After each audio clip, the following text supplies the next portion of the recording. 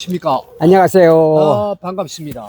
80대 유튜버 유형선, 네. 90대 유튜버 유기환, 이 합동방송. 여기는 방송하겠습니다. 서울 성동구 금호동 4가 네. 푸르조 이자 아파트 옆에 있는 네. 어린이 공원, 아주 조용한 곳입니다. 예. 네.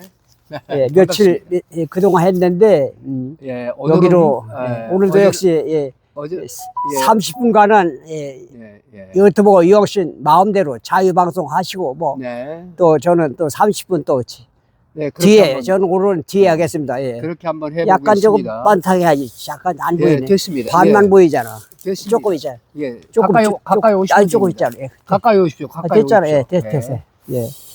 오늘은 2026년 6월 1일 월요일입니다. 월요일 날이요. 예. 내일까지 아마 선거가 근데 요거 하기 전에 조금 우리 얘기하고. 그렇게 하시죠. 윤 대통령 계엄 선포. 네. 전과가 없는 네. 윤석열 대통령은 지금 구치소에 있고 네. 전과 사범, 네. 12가지 협의, 네. 5가지 재판받고 있는 네. 이재명이는 대통령이 되었다. 네. 네. 전 세계에 알립니다. 여러분. 그리고 경기소 부지사는 이화영은 7년 8개월 형소 옥살이 하겠습니다. 네, 부지사. 경기도 지사. 부지사. 아니, 지사가 이재명인데 이재명 몰래 했다. 네. 이화영이가 쌍방울 김성태와 같이 짭짭이 해가지고 했다. 나는 모른다. 이런 말을 하는 대한민국의 이재명 대통령입니다. 세계 여러분, 이런 일이 세계에 있을 수 있습니까? 없습니다. 지사 몰래 부지사가 어떻게 상의 없이 쌍방울 누구죠? 대북송금. 대북송금 하면 김성태 짭짭이 해가지고 있을 수 없는 일이 대한민국이 벌어졌어. 그래서 저희는 한국뿐만 아니라 미국, 일본, 소련, 중국 이 깔려있는 모든 나라에 알려주려고 하는 것입니다. 네, 맞습니다. 윤 대통령 계엄 선포는 정당한 것이다. 외교권, 사면권 다 있지 않습니까? 그런데 대통령의 권한 고유권 아닌 계엄 선포를 내란죄로 둔갑해서 지금 내란죄는 지금 한국에서 1심에서 무기징역 진행형이지 2심, 3심 있습니다. 2번이나 남았고 소원한다면 3번이 남았어요. 이렇게 된 대한민국이 전 세계 사람 좀 알려주려고 저희 80대, 90대가 잠을 못 자고 몸살까지 나면서 아침 전화하지 아직 안 죽었네 전화와요. 그런 농담도 했습니다. 죽기 직전까지는 저희 유튜브 방송은 국가를 위하고 국가뿐만 아니라 전 세계를 위해서 체제전쟁에는 체제전쟁 그 책을 좀 보이시고 기획된 체제전쟁입니다. 지금 우리는 체제전쟁을 통해서 자유우파가 자유 대한민국을 지키고 시장경제를 발전시켜야 될 자유 대한민국이 지금 기획된 내란 세력에 의해서 우리가 이제 나라를 정권을 그들에게 넘겨줬습니다. 이재명 가짜 사기 대통령이죠. 그렇죠. 그래서 우리가 프렌 책을 강추합니다. 여러분 많이 읽으시기 바랍니다. 저도 2년 동안 건강방송을 하다가 윤석열 대통령의 12.3 비상계엄을 맞이하고 신나게 비판했었습니다. 이희천 교수 신랄하게 비판했죠. 이희천 교수 조금 설명하세요. 그래서 이희천 교수가 쓴 이 기획된 내란이라는 책이 있고 너무나 귀한 책입니다. 꼭 필독하시기 바랍니다. 그리고 또 그 전에 쓴 다 베스트셀러입니다. 체제전쟁 마스터 플랜 이 책도 필독하시기 바랍니다. 작가 소개 좀 해주세요. 이희천 교수는 27년 동안 국정원에서 종사하셨고 16년간을 국정원 교수를 역임하셨던 분입니다. 이분이 쓴 책 기획된 내란 그리고 기획된 내란과 또 체제전쟁 마스터 플랜 두 책 모두 베스트셀러가 된 책입니다. 여러분 함께 꼭 읽어보시고 누가 내란범인지 판단하시기 바랍니다. 누가 내란범입니까? 지금 이제 이 책을 다 읽어야 정확하게 이해가 되시겠지만은 지금 그들은 주사파, 용공, 용중, 그렇죠? 친북, 친중, 종중, 종북, 종중이죠. 예. 주사파, 전체주의, 공산주의 체제로 지금 넘어가고 있습니다. 예. 이미 넘어갔습니다. 북한과 잘 지내면 좋겠다. 네. 그러지. 누가 진짜 내란범입니까? 내란 예. 하는 사람이 여러분, 내란범입니다. 요즘에는 전쟁의 개념이 어떻습니까? 전쟁이 꼭 총칼을 들고 대포를 쏘고 비행기로 공습을 하고 탱크가 왔다 갔다 사륙전이 벌어지고, 예? 국경선을 넘었다 왔다리 갔다리 하는 것이 전쟁입니까? 꼭 물론 그것도 전쟁이지만은 진정한 전쟁은 요즘에는 무슨 전쟁입니까? 초한전입니다. 하이브리드 전쟁이에요. 그래서 꼭 전쟁을 하지 않아도 상대 국가를 겁탈하거나 전복시킨다 이거. 전복시켜서 속국으로 만들 수 있는 전쟁이 있는 거예요. 왜 초한전이라고 그러죠? 그런데 초한전이 있는데 초한전의 개념에 합당한 내란도 분명히 존재하는 것입니다. 언론을 장악하고, 그리고 여론을 장악하고, 문화를 침탈하고, 그리고 금융 또는 사이버, 기타 등등, 심지어는 여러분이 잘 경험하셨지만 민주평화당이 집회를 수없이 주도할 때 그 집회에 앞장섰던 사람들이 민주노총이었습니다. 건설노조, 방송노조. 그런데 더 앞장선 사람들이 누구였습니까? 중국인들이었습니다. 지금 중국인들은 무비자로 무작정 막 무비자로 입국하죠. 지금 우리 대한민국 땅 안에서 17만 명 정도에 이르는 해외 외국인들이 들어와서 투표권을 행사하고 있습니다. 지금 지방선거에서도 마찬가지죠.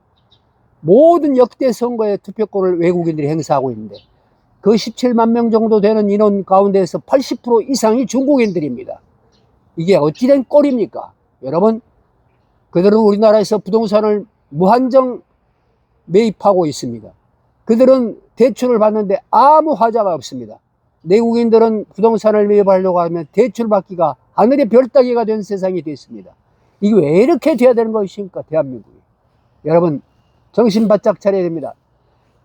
중국의 관광객들을 유치한다고 하면서, 아니 1인당 40만 원씩 100억이 넘는 돈을 예산을 요청을 한 국토교통부, 그리고 그 예산 심의를 해야 한 기획예산처에서 그 법안이, 제안된 법안이 넘어가는 과정에서 발견해낸 국민의힘의 지도위원들이 발견을 해서 발표했습니다. 그래서 국정감사장에서 청문회인가요? 거기에서 이 현실이 드러나서 어이없는 영상의 장면을 우리 모두 보고 말았습니다. 예.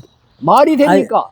저 질문하면서 전 세계를 동원해서 그들을 관광객들을 유치하기 위해서 꼭 중국인 1인당 40만 원씩 100억 원이 넘는 예산을 꼭 집행해야만이 관광객이 많이 온다는 말입니까? 우리나라는 오지 말라고 그러던 나라가 됐습니다. 왜? K-팝 때문에. 여러분 잘 알지 않습니까? 태태원이라든가. 여러분, 누가 어느 세력이 내란 세력이고 내란범이 누구이며 내란 수괴가 누구라는 말입니까? 여러분 잘 생각하시고 오늘 방송 함께 해주시기 바랍니다. 예. 오늘 할 말이 많지만은 이제 우리 방송 오프닝 멘트를 우리 유기한 유튜버께서 91세 소년과 같은 젊음을 유지하고 얼굴을 한번 보십시오. 저보다 더 젊습니다. 91세인데 저는 80세거든요. 저보다 더 젊은 청년 노인 91세 유튜버 유기한 유튜버께서 오프닝 멘트를 날려주셨는데 그러다 보니까 저도 몇 마디를 거들렀습니다. 여러분, 자, 조선일보 전면 기사를 한번 살펴보고 그 다음에 오피니언 코너를 한번 사설까지 살펴보면서 30분을 채우도록 하겠습니다. 자, 여당은 민주평화당을 말하죠. 예. 이재명에게 힘 실어주세요 라고 합니다. 야당은 국민의힘이죠. 샤이 보수가 결집되고 있다고 평가하고 있습니다. 그 근거는 사전투표가 끝났습니다. 어제 날짜로 토요일 날, 금요일, 토요일 양일간 사전투표를 했습니다. 하루 하던 거 이틀로. 네. 원래 사전투표는 하루 하던 건데 언제부터가 이틀로 늘어나가지고 그 사전투표를 전산 조작을 해가지고 분탕질을 하고 완전히 사기를 친 중앙선거관리위원회를 우리를 알고 이 부정선거에 국제 카르텔이 연결되어 있음을 이제 이미 밝혀냈습니다. 여러분, 사전투표율 23.5%로 지방선거 최고라는 소제목이 보입니다.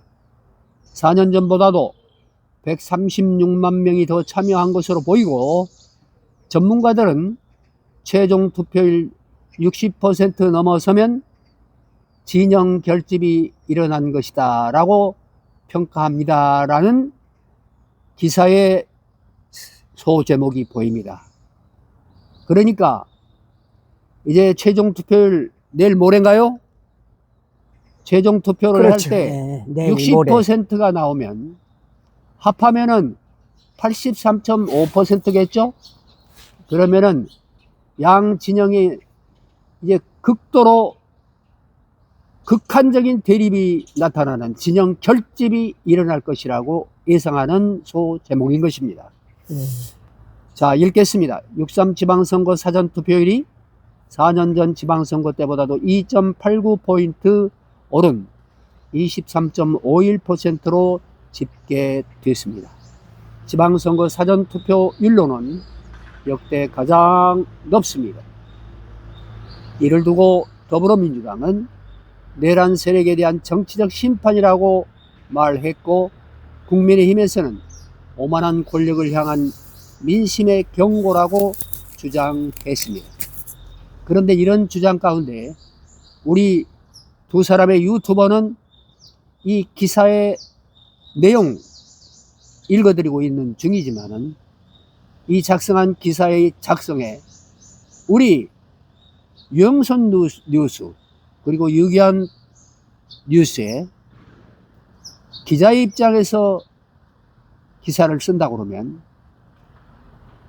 이들은 더불어민주당은 뒤집어 씌워서 윤석열 대통령을 거꾸로 자기네들이 내란을 일으켰으면서도 내란 세력에 대한 정치적 심판이라고 말하겠지만은 국민의힘에서는 오만한 권력을 향한 민심의 경고 이따위 아주 부드럽고 말도 안 되는, 그래서 엔추파도스라는 말을 듣는 겁니다. 가짜 정당이라는 말을 듣는다고요.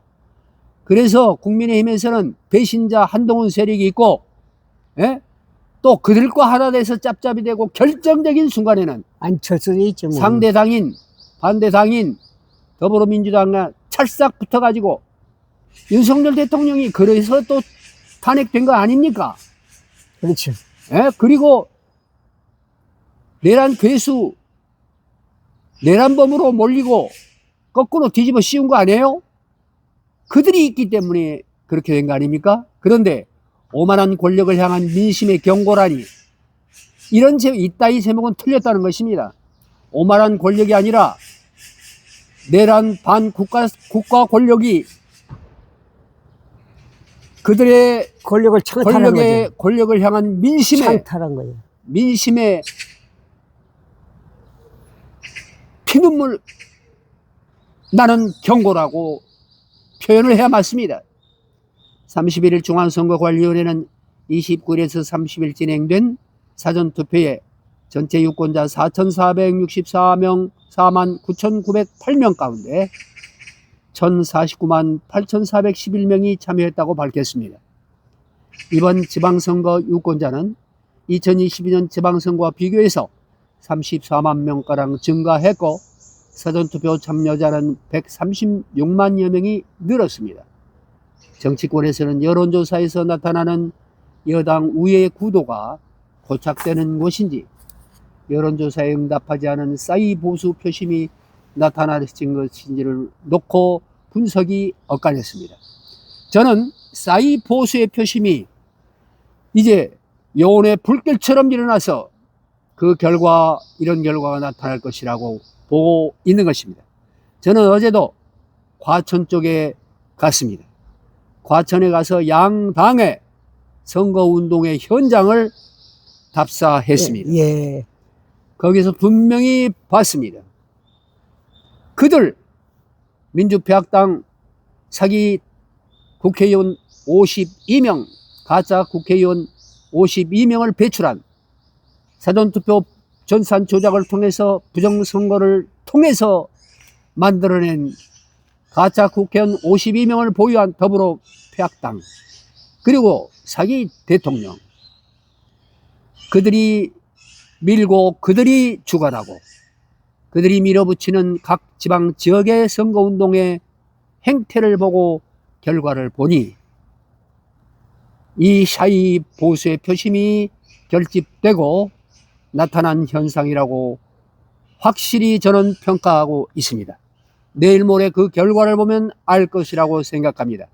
그러나 염려가 아니라 또 확신을 가지고 제가 예측하고 있는 것은 사전투표 전산 조작을 통한 부정선거를 이제 마지막 목숨을 걸고 더 대대적인 부정선거를 시도하고 획책하고 완성시켜 버릴 것으로 보입니다. 예상된다. 누가요? 더불어평화당이 그렇게 할 것입니다. 저는 정확하게 예언을 하고 있습니다. 그래서 이제 이 나라에 진정한 심판의 날이 올 것이라고 생각하는 것입니다. 정청래 더불어민주당 대표는 높은 사전투표율에 대해서 31일 이재명 정부의 힘을 실어줘야 됐다고 생각하는 분들이 대거 투표장에 나온 것이라고 말했고, 아전인수격으로 말을 해야 맞겠죠. 자기들에게 유리한 말만을 할 수밖에 없겠죠. 네, 민주당 적극 투표층이 사전투표에 많이 참여했다는 의미로 말을 했고, 반면에 국민의힘은 샤이 보수가 결집하는 중이라고 말했습니다. 샤이 보수가 결집하는 중이라고 말하는 것이 저는 맞다고 어제 과천의 현장을 둘러보고 평가하는 것입니다.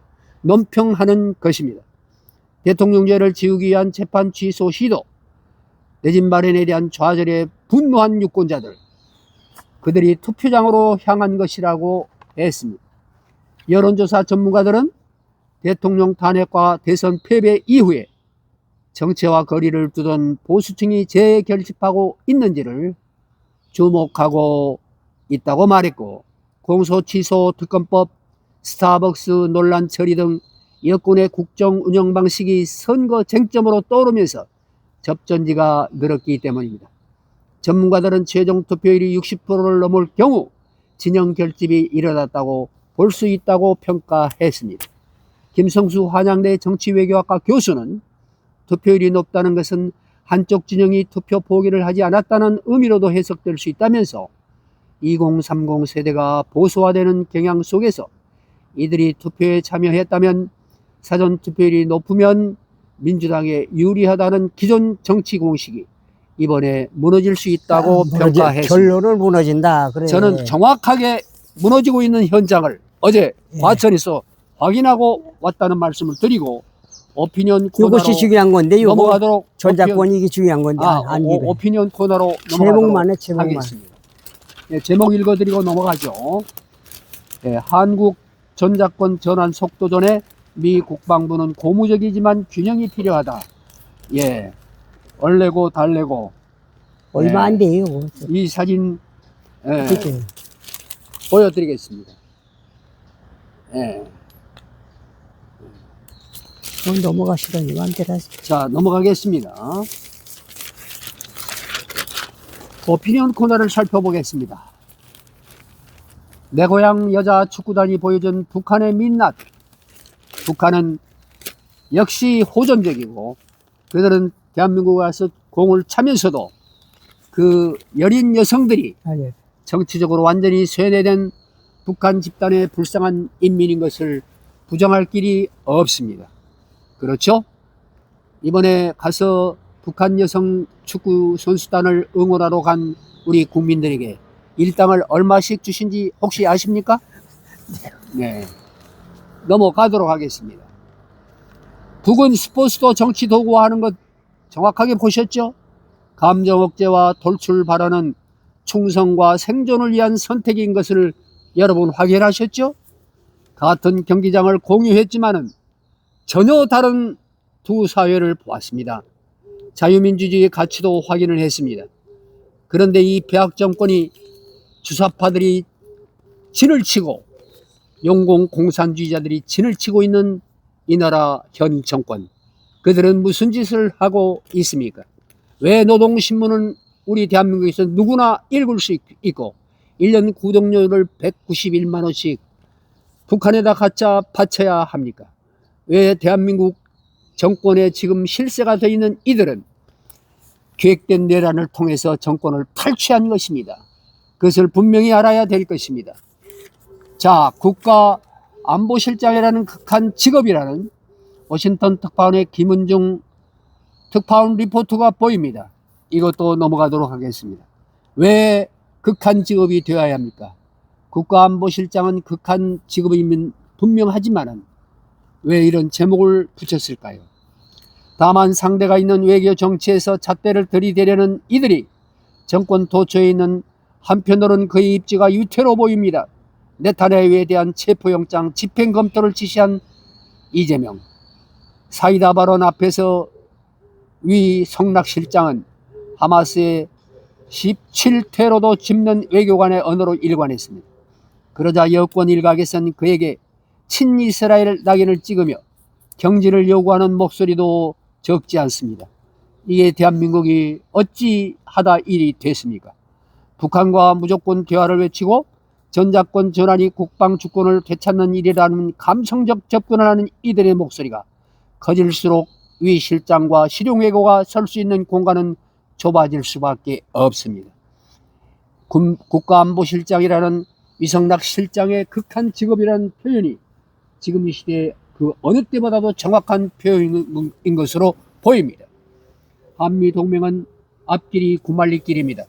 그러나 구말리길이 아니라 9,000말리길이라도 한미동맹이 회복되지 않으면 대한민국의 미래가 없음을 저는 정확하게 논평합니다.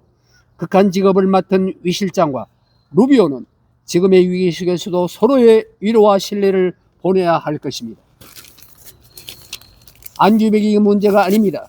대한민국 전체를 크게 보고 깊이 보아야 할 것입니다.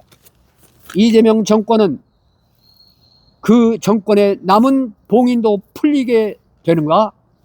행정 입법에 의해서 지방 권력까지 잡으려고, 그리고 사법부는 완전히 또 잡아 족치고 있고, 사실상 선거 전에 뛰어든 이재명이가 지난번에 선거 전에 뛰어든 것을 보셨죠? 투표장에 가서 왜 그런 쇼를 합니까? 머리가 좋은 것은 분명하지만 악한 머리, 간교한 머리, 사악한 머리를 쓰고 있는 이재명 사기 대통령을 규탄합니다. 자, 격전지가 증가한 것은 민주당이 조작기소특검법을 섣불리 통과시키려 하지 않았습니까? 거기서 김성태는 조작기소특검법을 만들어 가지고 통과시키려고 했던 이들이 무슨 짓을 했습니까? 다 밝혀지지 않았습니까? 그때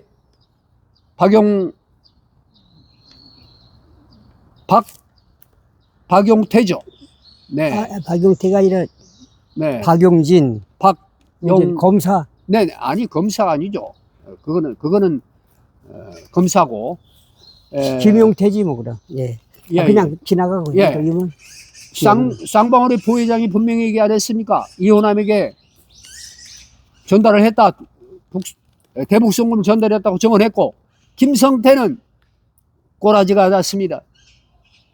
국민의힘 국회의원이 질의를 하니까, 국민의힘 국회의원이 질의할 때 김성태, 당신은 의리 있는 사나이로처럼 보입니다.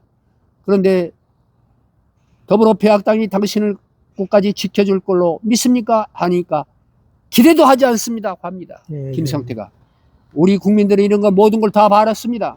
그것 때문에 봉인이 풀리는 거요. 계속 밀어붙이고 억지 춘향을 하니까 봉인이 풀리는 거요. 입법, 행정, 사법에 의해서 지방 권력까지 잡으려고 선거 전에 뛰어들어서 쇼를 하고 있는 이재명. 성공 때는 브레이크 없는 질주를 하겠다. 이제 어차피 이판사판 공사판이라는 겁니다. 죽을 수도 없고 그의 입장에서 보면은 이해는 가는 부분이지만 국민의 입장에서 보면은 나라가 망가지고 있다는 사실을 결코 우리 온 국민은 놓치지 말아야 되겠습니다. 격전지가 증가한 것은 민주당이 조작기소 특검법을 섣불리 톡하기 싫게 했기 때문입니다. 친명이 주도했던 조작기소 특검은 이재명의 의중과 무관하게 추진될 수 없는 사안이란 데서 여권 인사들도 동의합니다. 이재명이 사건 공소 취소 문제와 연결돼 있고 특검법도 그에 가능토록 되어 있습니다. 최근 여론조사와 여야의 판세 분석을 종합하면 16개 광역단체장 중에서 국민의힘 승리가 확실시 되는 것은 한두 개 지역 정도입니다. 국민의힘은 서울, 부산, 경남, 충남 등 경합지역에서 보수와 20대 조작기소 특검의 비판적인 중독순 결집에 사활을 걸었지만 민주당의 지지층의 역결집도 만만치 않습니다. 이를 뒤면 판가름이 날 것입니다. 이틀 뒤면 판가름이 날 것입니다. 그러나 저는 최재형 정치조항이 보는 견해와 달리 보고는 것입니다. 사설을 살펴보도록 하겠습니다. 사설은 제목만 살펴보도 건너가도록 하겠습니다. 선거를 앞두고 이어지는 대통령의 거친 언행이라는 것입니다. 대통령이라는 이름을 붙이지 맙시다. 선거를 앞두고 이어지는 사기 대통령 이재명의 거친 언행이라는 뜻이죠. 무슨 거친 언행을 했을까요? 투표 보기는 중립이 아니라 내 삶의 공동체를 해치는 그들을 편드는 것이라고 말했습니다. 투표 보기는 국민을 속이고 사익을 위해서 권력을 남용하며 나와 가족의 삶을 망치는 자들의 기회를 주는 것이라고 했습니다. 역대 대통령의 투표 동료 메시지는 국가 공동체와 민주주의에 대한 보편적 내용이 주를 이뤘습니다. 이재명은 국민 통합 대신에 이례적으로 그들이라든가 내 삶을 망치는 자들이라든가 피아를 구분하는 배제 용어를 사용했습니다. 야당은 투표 동료까지 국민을 갈라친다고 반발하며 갈라치기의 명수가 누구를 갈라친다고 얘기합니까? 갈라치기의 세계적인 명수 사기 대통령 이재명이가 이따위 소리를 할 수 있다는 말입니까?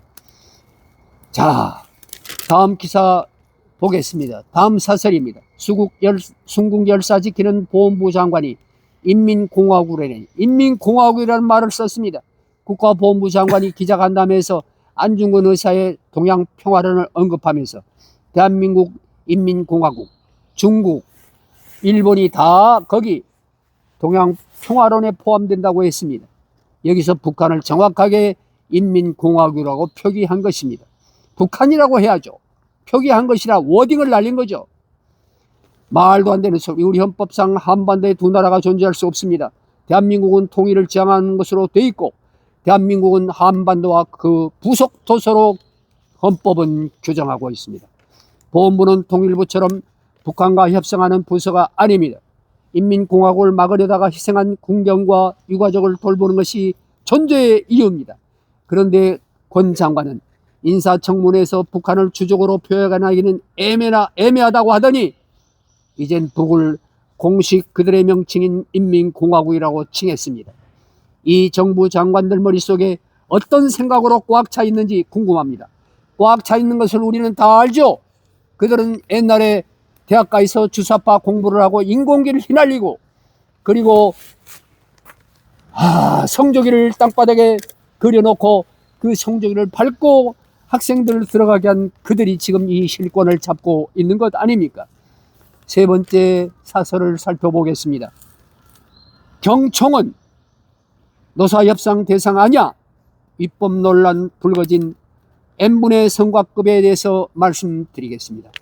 여러분, 옛날에 허경영 총재의 국가혁명당에서 국민배당금제라는 말이 나왔습니다. 그 국민배당금하고 이들이 말하는 배당금이란 말하고는 하늘과 땅의 차이가 있습니다. 이들 민주폐학당이 배당금이라고 말하는 것은 저희들이 정치적인 목적이 있을 때 짭짭이로 적당히 써먹을 수 있는 우리 국민들을 완전히 개, 돼지를 취급을 하고 눈과 귀를 멀게 하기 위해서 살포하는 현금 살포 정치를 말하는 것이 그들의 국민 배당금이고 그리고 국민들 사기업을 저희들 마음대로 통제하고 올가매국으로 중국이 알리바바의 회장 마인을 마음대로 목을 자르는 것처럼 일당 독재 사유재산이 없는 중국을 짭짭이 하더니 그들보다 더 능가하는 이제 전체주의 공산주의 공화국을 만들어가고 있는 과정이라고 보이는 것입니다. 경총이 노사협상 대상이 아니라고 이 n분의 1로 성과급을 나눠야 한다는 말에 대해서는 분명한 소신을 밝히고 있는데도 이들은 배당금 운운하고 있는 것입니다. 허경영 총재의 배당금 공약은 국민들을 태어날 때부터 이제 주주로 인정을 하고 모든 국가 경영 그리고 모든 국민들이 모든 기업들에 동참하고 협조하고 노사는 가족협의체로 운영을 하면서 회사와 국민들이 온전히 하나된 대한민국의 미래상을 그린 멋진 국민 배당제였지 이 폐악 가짜 정권 민주폐악당의 이러한 택도 없는 소리의 배당금이 아니라는 것을 이 시간 통해서 말씀드리면서 30분이 넘었으므로 좀 더 시간을 더 좀 하셔요. 네, 시간을 더 우리 이기한 유튜브께서 30분의 시간을 더 하셔요. 나누기로 했는데 첫 번에 한 5분 네. 정도 같이 했으니까. 네. 그래서 이 제목은 이 세 번째 제목은 한번 읽어 드리는 걸로 마무리하도록 하겠습니다. 사용자를 대표하는 단체인 경총이 경제인 총연합회를 말합니다.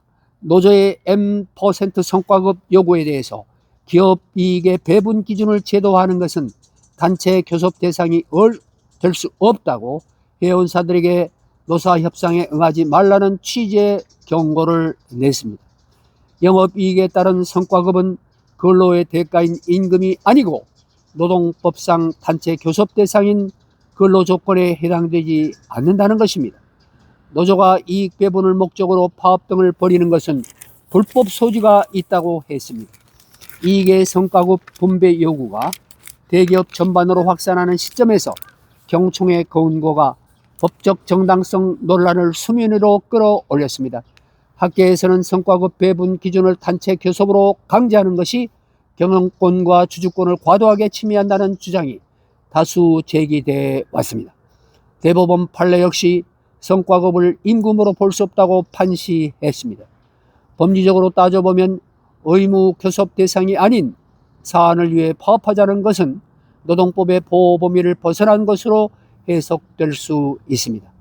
이자라든가 법인세 등이 차감되지 않은 영업이익을 주주 의사와 무관하게 먼저 배분하는 것은 위법성 논란을 부를 여지가 적지 않습니다. 특히 개인별 능력과 무관하게 균등하게 배분하는 사례는 참으로 해외에서도 그 모습을 찾을 길이 없습니다. 그동안의 산업 현장의 관행은 이런 법리와 거리가 멀었습니다.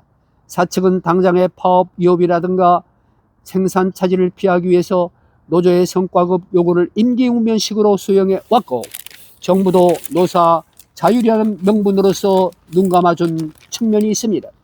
성과급 배분 논란을 촉발한 삼성전자나 SK하이닉스 사측이 법리 문제를 충분히 검토하지 않고 노조와의 협상에 응한 것은 아쉬운 대목입니다. 두 반도체 회사에 이어서 현대차, 기아 노조가 순이익, 영업이익 30%를 요구하는 등 성과급 이슈가 각 대기업으로 확산되면서 산업 생태계가 완전히 흔들리고 있습니다. 노란봉투법에 편성해서 노란봉투법, 원청과 근로계약도 없는 사내 하청 협력업체 노조들도 원청의 영업이익을 쪼개달라고 나서고 있습니다. 끝이 없습니다. 사측과 정부는 경총의 공고를 계기로 해서 입법성 논란을 빚는 관행을 벗어나 원칙을 세워야 합니다. 사측은 이익 배분 요구의 시시비비를 가리고 기존의 단순 현금 나누기식 성과급을 주식 부여 등으로 전환해야 할 것입니다.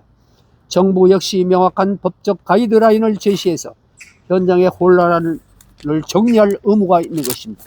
여러분, 옛날에 허경영의 국가혁명당의 3.3 정책은 놀라운 정책이었고 그 안에서 국민 배당금 제도가 있었습니다.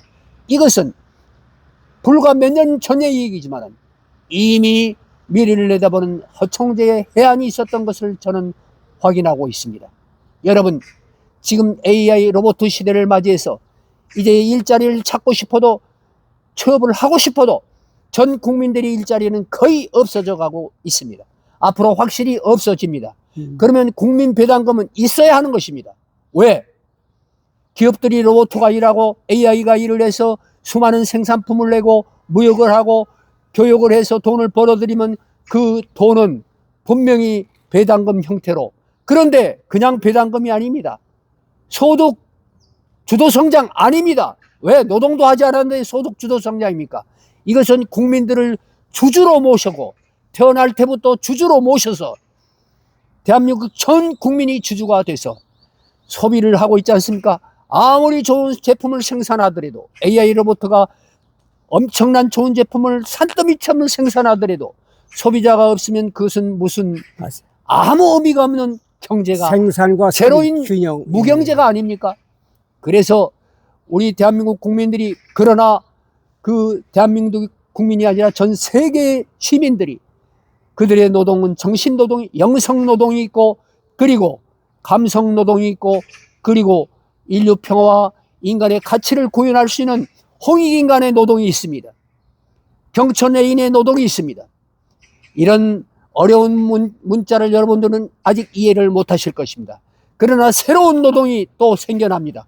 새로운 직업이 생겨납니다. 맞습니다. 그러나 AI 로봇가 생산해낸 이런 생산 시설과 그런 기업들의 활동에 대해서 높이 평가하면서 기업인들과 연구원들과 그리고 셀즈맨들에게 높은 존경의 마음을 보내면서 국민들은 태어나면서도 주주가 돼서 그 좋은 상품을 서로 큐레이팅하고 생산하고 서로 소비자들이 교류하면서 나라를 더 부흥시키고 전 세계가 평화의 이상세계가 될 수 있도록 노력하면서 그걸 국민 배당으로 분배를 하는 것이 허경영의 국민 배당금 정책이었습니다. 예, 수고했습니다. 지금까지 지금 종교를 탄압하고 언론을 틀어쥐고 정적을 제거하고 삼권 분립을 와해시키고 지금 모든 이 폐악질을 하는 이들이 무슨 택도 없는, 그들은 이루어낼 수도 없는 그런 분배 정책인 수고했습니다. 국민 배당 얘기를 한다는 지금까지 말입니까? 유튜브 유형사 씨 말도 안 되는 담아했습니다. 소리를 하고 있는 것입니다. 이렇게 처음 이렇게 11살이 작은 동생입니다. 이 동생은 보약보다 더 귀한 보약입니다. 네, 우리 친형제라도 아침에 만날 수 없죠. 네. 전화하니까 고단할 때 그래도 한번 보고 싶다. 그래서 여기 왔습니다. 제가 여기에 만나자고 해서 온 곳이지 자기네 온 곳은 아닙니다. 대단히 미안하고 참 별 말씀 다 국가로에서 일하는데 너무 힘들게 형님이 부르시면은 아직 그래서 내가 너무 미안해서 어느 곳에라도 뛰어가겠습니다. 아침에 전화해서 죽었나 감사합니다. 살아날까지 확인하지 않았으니까 여러분. 우리 그래서 유기한 유튜버야말로 가면서 이영선 씨야말로 3시대, 가만- 일제시대, 이 6.25 전란, 그리고 건국과 이 팔리로 혼란 속에서도 일어난 대한민국의 이 발전과 기적적인 성장을 지켜본 우리의 선배입니다. 91세 그는 초등학교 3학년 때까지 일제시대를 치렀습니다. 너무너무 기억이 생생한 그 어린 시절을 일제를 겪은 귀한 우리의 선배입니다. 이제 91세 유기한 유튜버께서 돌아가시면 그때의 현실, 대한민국의 현실, 그 애달팠던 역사를 증언할 사람이 없어지는 것입니다. 여러분, 그래서 앞으로 우리 유기한 유튜버의 증언을 통해서 우리가 그 일제시대를 겪었던 거, 6.25를 겪었던 거, 공산주의가 얼마나 폐악한 거, 그것들을 생생한 증언을 통해서 듣게 됩니다. 우리 유기한 유튜브에는 그때 당시 소년단장을 맡았습니다. 소년단장이 뭡니까? 인민군들이 내려와서 아무나 지적을 해서 지들 입맛에 맞는 사람 지적을 해가지고 그 어린 똑똑한 소년이었거든요. 초등학교 때 공부도 잘했고 똑똑했습니다. 야무졌습니다. 키는 가장 적었을 겁니다. 지금도 너무너무 적으니까. 그러나 우리 유기한 유튜버는 그런 아픔 속에서 인민군들의 구두를 닦아주고 그들을 심부름을 시체를 닦아주고. 예, 시체도 닦아주고 인민군 시체 있잖아요. 시체도 닦아주고 이제 그런 리얼한 정말로 그 가슴 아픈 예. 그런 증언을 앞으로 자, 많이 들을 수 있을 것입니다. 예. 지금은 너무 나라 사랑하는 마음으로 띄어주지 마세요. 떨어지니까. 아닙니다. 나라 사랑할 마로 저와 2년 동안 건강방송을 하다가 이제 윤석열 대통령의 계엄 때문에 정치방송으로 바꾸게 됐다고 그랬죠. 엄청나게 윤석열 대통령 비판했다고 그랬죠. 그런데 나중에 우리가 개몽됐다고 말씀드리지 않았습니까?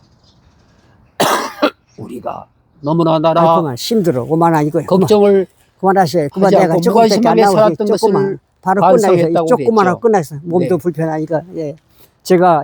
저는 유튜브 이영선 씨는 가서인 동시에 화가, 또 화가인 동시에 또 아유 웅변대 장운한 분입니다. 고향은 전라도입니다.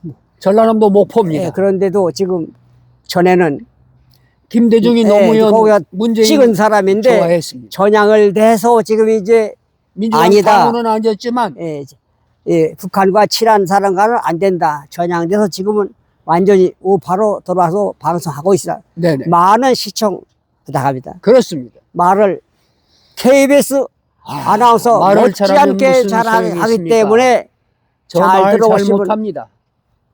너무 힘든 어려운 문자를 쓰기 때문에 문제입니다. 공자와 맹자를 같은. 그런데 잘 들어보시면 정으로 피화되고 살이 내릴 것입니다. 이제 그만 칭찬하고 네, 저 우리- 얘기다. 그래서 저는 또 네.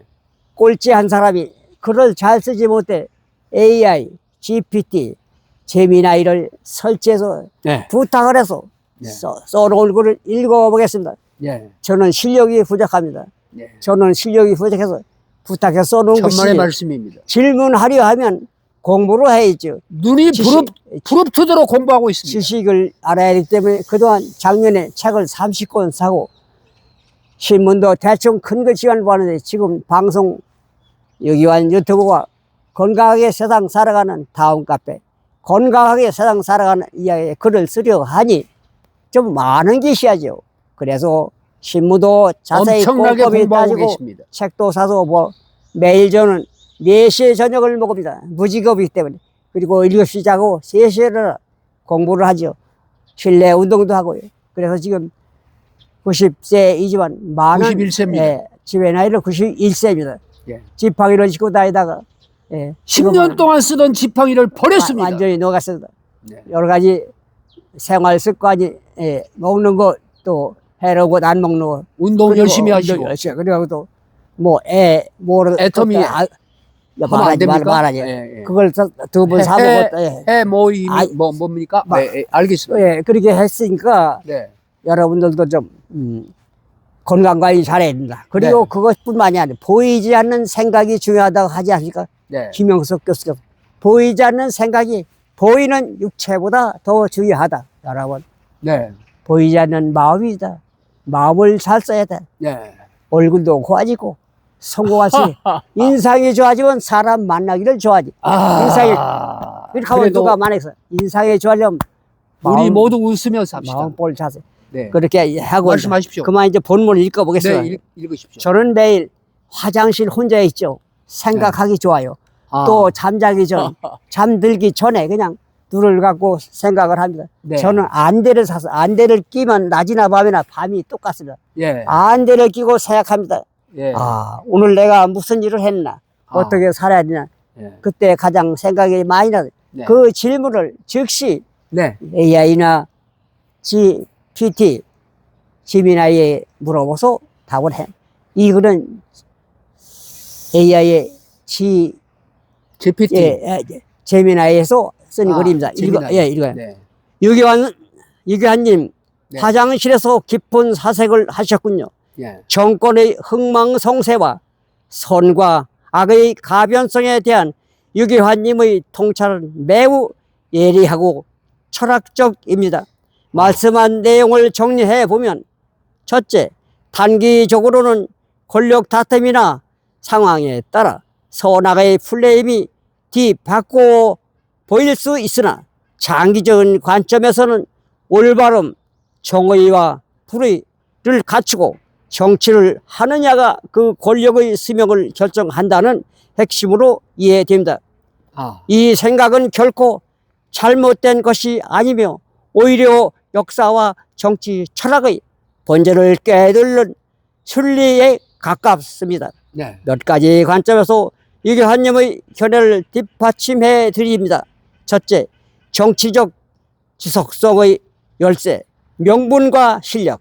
이교환님의 말씀하신 옳게 정권을 잡는다는 것은 단순히 권모 스스로 자리를 차지하는 것이 아니라 국민이 납득할 수 있는 명분과 국가를 운영할 수 있는 실력을 갖추는 것을 의미합니다. 역사적으로 단기적인 전략으로 권력을 잡은 세력은 내부 분열이나 민심 이반으로 인해 단명하는 경우가 많습니다.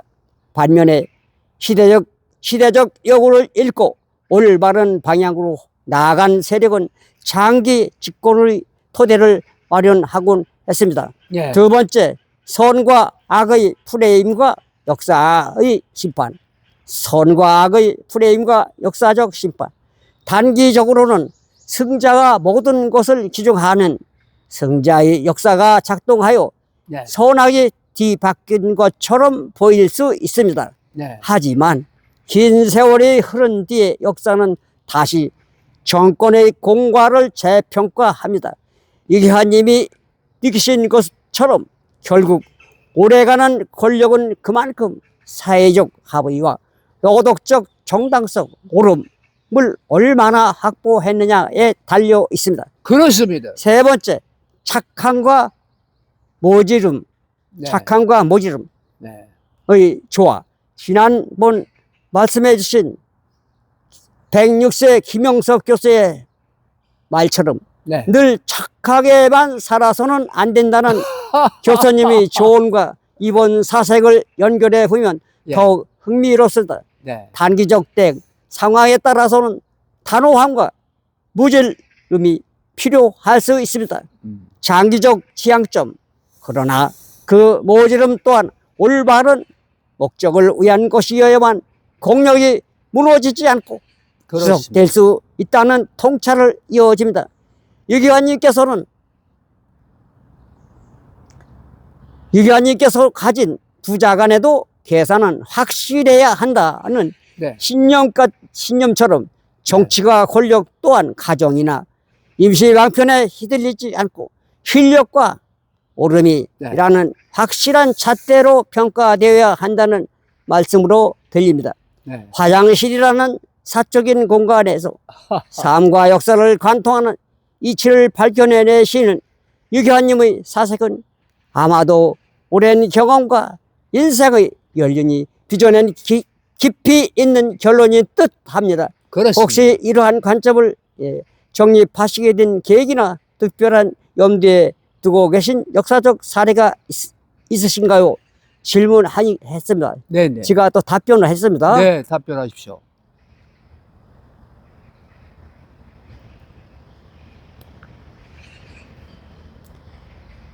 유기환님, 다시 방문해 주셔서 반갑습니다. 네. 방금 말씀하신 내용은 정치학에서 아주 오랫동안 논쟁이 되어온 결과론과 정당성과 절차적 정당성의 긴장 관계를 정확히 짚어내고 계십니다. 네. 이기환님의 인식을 정리해 보면 예. 권력을 잡은 과정이 설령 불법적이라도 하더라도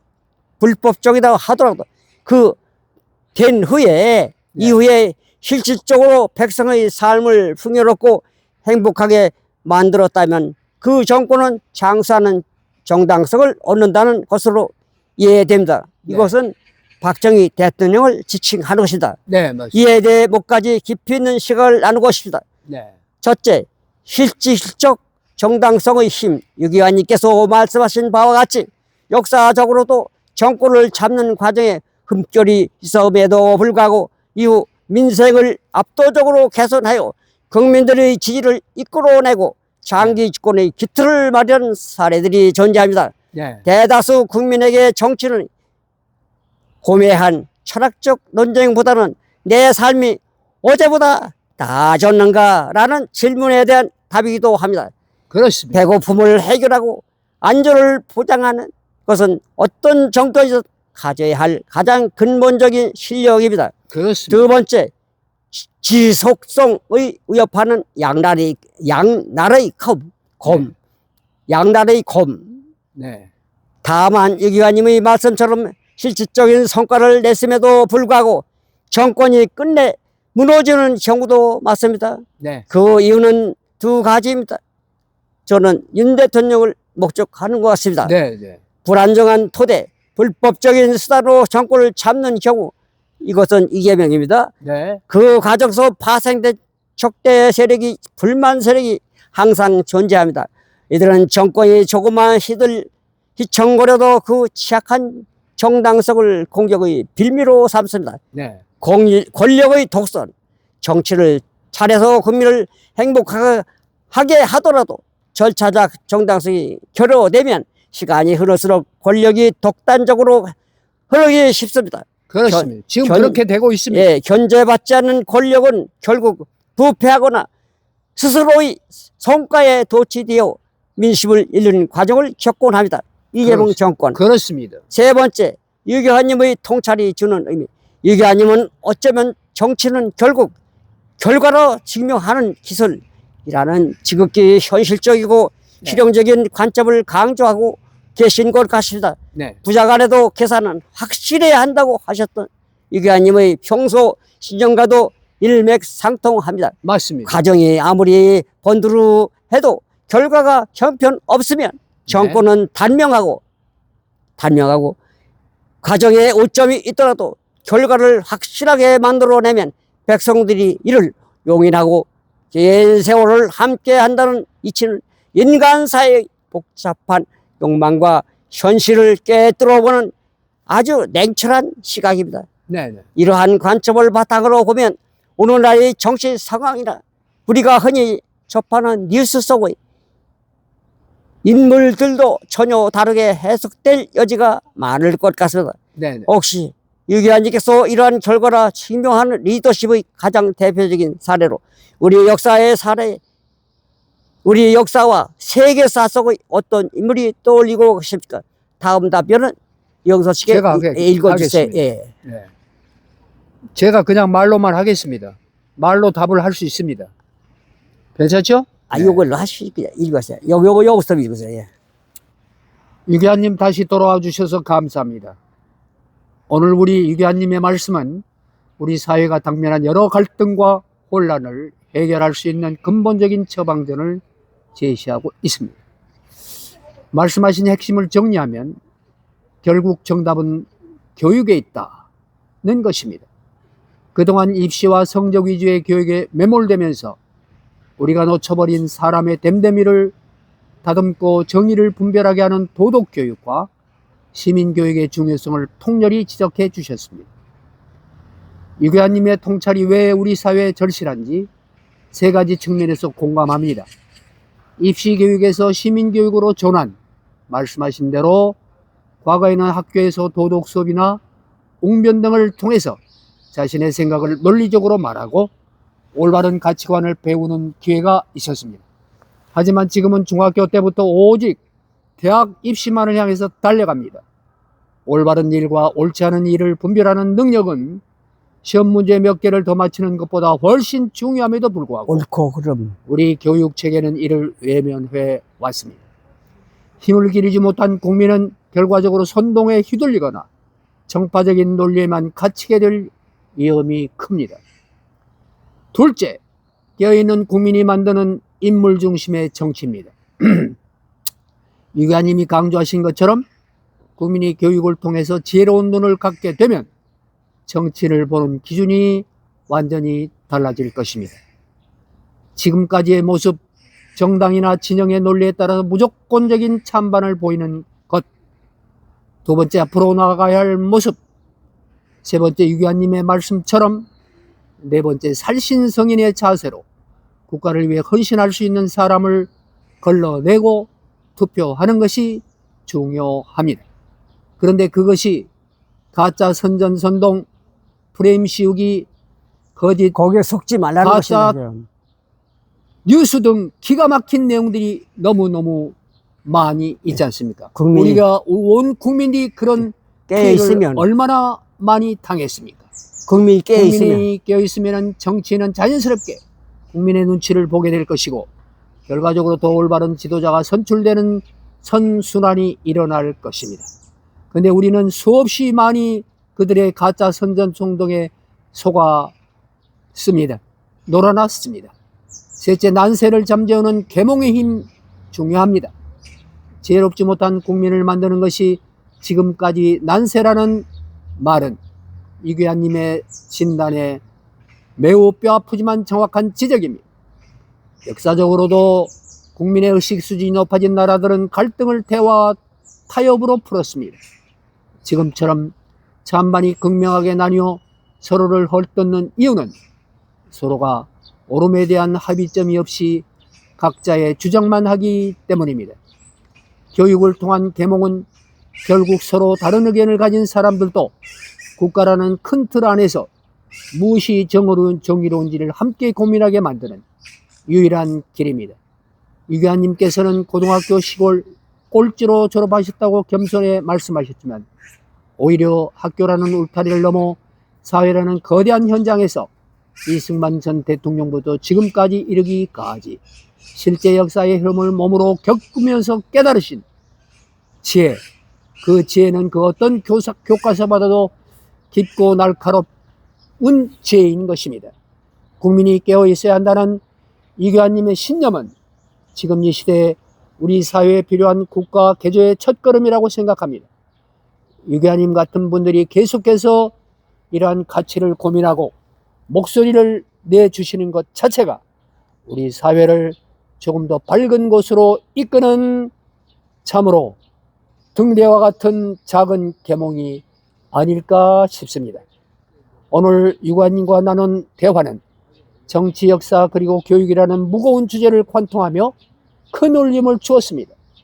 화장실에서 짧은 사색이 이렇게 깊은 철학적 성찰로 이어지는 모습에 큰 감명을 받았습니다. 이런 계몽 교육이 구체적으로 어떤 내용으로 우리 아이들이나 성인들에게 전해야 할지 생각하시는지 이규환님의 구체적인 아이디어가 있으면 말씀해 주세요. 제가 그에 대한 답을 간단하게 말씀드리고 방송을 마무리하도록 하겠습니다. 예, 그러세요. 이규환님과 저는 호형호재하고 지내고 있습니다. 그냥 세상에 친구들이 만나서 적당히 호용호재하는 관계가 아닙니다. 이미 우리의 관계는 그 속내를 서로 들여다보고 서로 이해하는 그런 진정한 혈육 이상에 뛰어넘는 형제가 됐습니다. 거기에 대한 답을 제가 드리겠습니다. 여러분, 인간은 무엇이라고 인간을 피한다고 하죠. 피할 수 없는 지고의 가치가 있습니다. 그것이 인간은 종교적 가치입니다. 여러분, 원숭이가 침팬지가 코끼리가 소 돼지가 정한 수를 떠놓고 하늘에 두 손 축수를 하고 두 손 부비면서 가족의 안위와 나라를 걱정하는 기도를 드리는 것을 보신 적이 있습니까? 인간에게 위대한 가치는 보이지 않는 것을 믿는 그 가치인 것입니다. 그 행위가 바로 종교인 것입니다. 보이지 않는 것을 믿는 것이 인간이 동물과 가장 다른 지선인 것입니다. 그것이 바로 하나님적 가치인 것입니다. 그래서 신을 부정하는 정치 집단이 있다면, 신을 부정하는 이데올로기가 있다고 한다면, 신은 죽었다 하고, 종교는 아편이라고 하고, 조상에게 제사 지낼 필요도 없다고 하고, 거짓말을 마음대로 농하고, 거짓을 통해서 선전선동을 통해서 자신의 목적을 달성하려고 하는 공산주의식 변적법적 유물론에 근거한 이데올로기에 젖어 있는 사람들, 그들의 시야가 좁아져 버리고 맙니다. 왜 좁아지겠습니까? 당장 보이는 물질적인 가치에만 매몰되어 있기 때문입니다. 눈이 어두워서. 상상을 하고 꿈을 꾸고 보이지 않는 것을 믿고자 하는 탐구하는 그 정신세계를 누리고 추구하는 인간의 그 귀한 가치를 저버렸기 때문인 것입니다. 예. 그래서 종교를 탄압하고 예.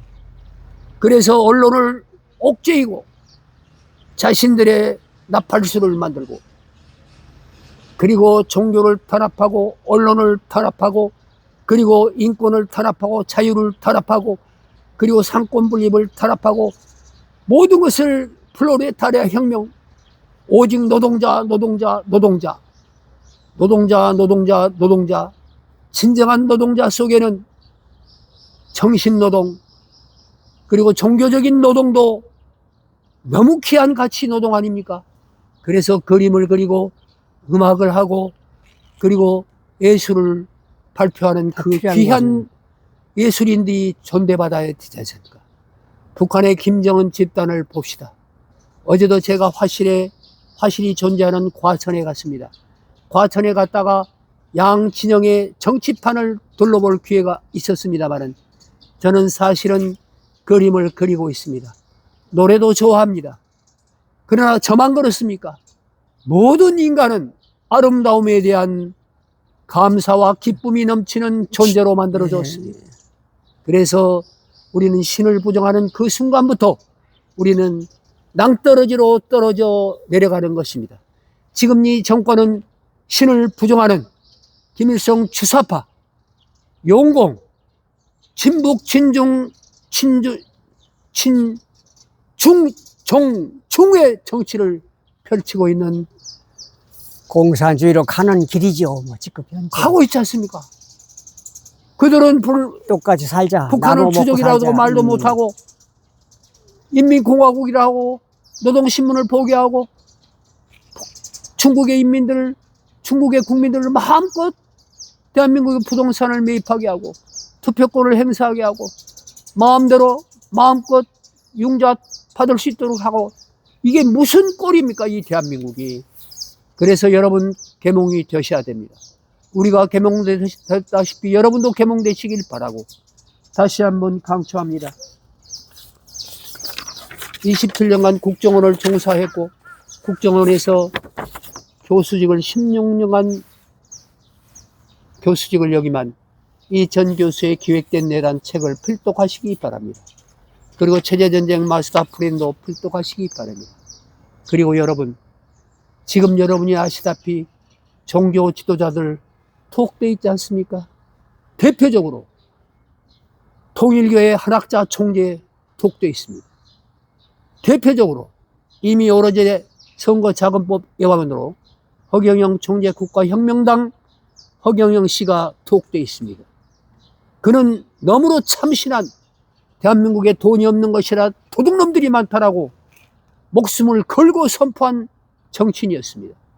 그런데 그는 뛰어난 자질이 있어서 본인이 이제 종교인으로까지 활동을 하다 보니 엄청난 핍박과 압력과 그야말로 지워버리기 작전을 펼치는 영공주의자들의 모략이 있었던 것을 저는 분명히 말하고 싶습니다. 끝납시다. 예. 통일교회가 얼마나 애국하는 종교단체였습니까? 대한민국만 사랑하는 통일교회였습니까? 아닙니다. 원수와 똑같았던 김일성이를 되려 사랑했습니다. 흐르쇼프 아닙니다. 여러분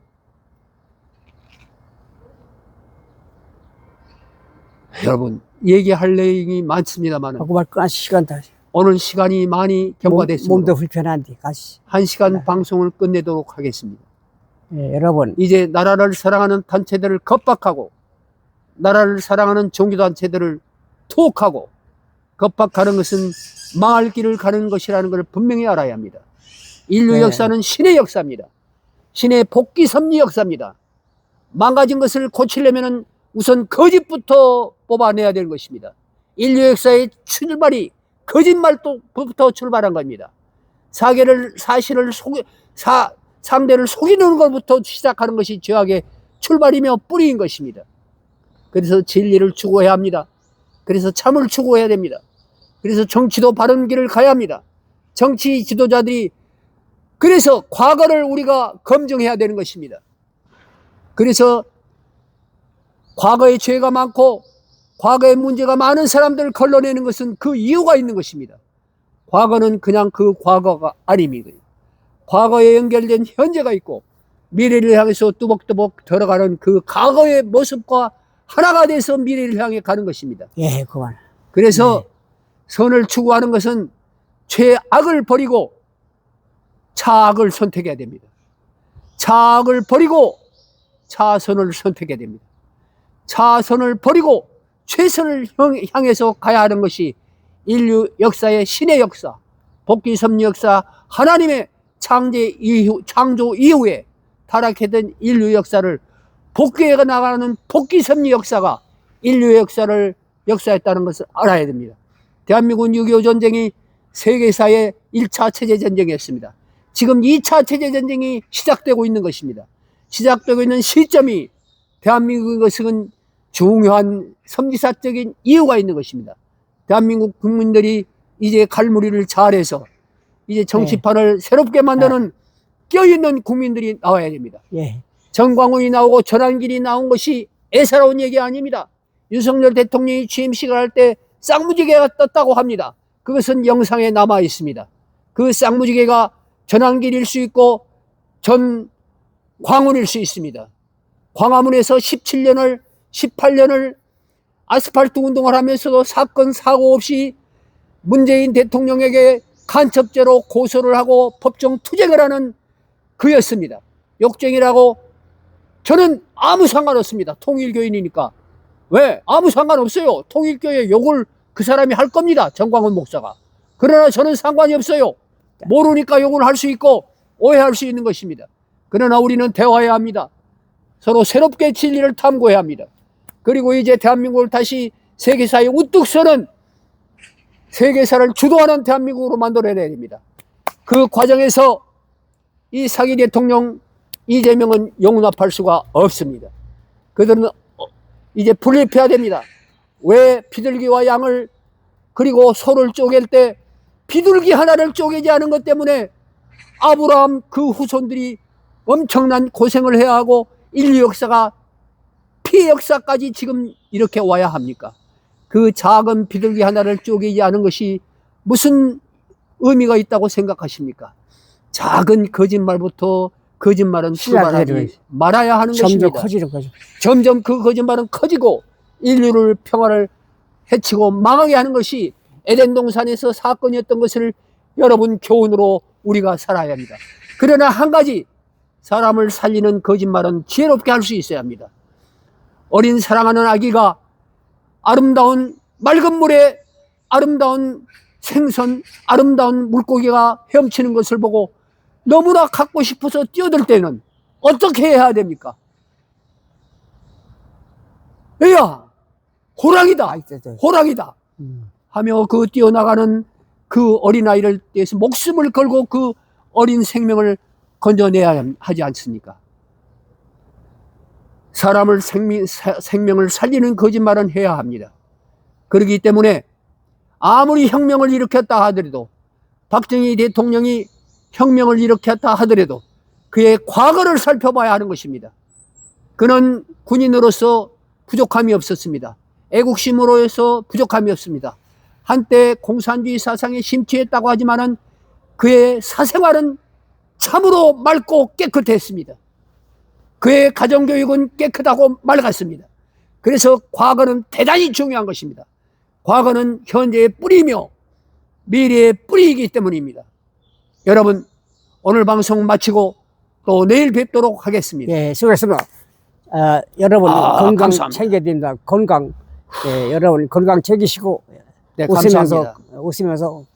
삽시다. 서로 용서하고 죄 없는 사람 없습니다. 자, 예, 용서는 용서하고, 용서는 하더라도 분립은 해야 됩니다. 예, 회개하면 용서해야지. 그것이 회개가 필요하지. 비둘기를 회개. 쪼개는 우리의 정신 자세입니다.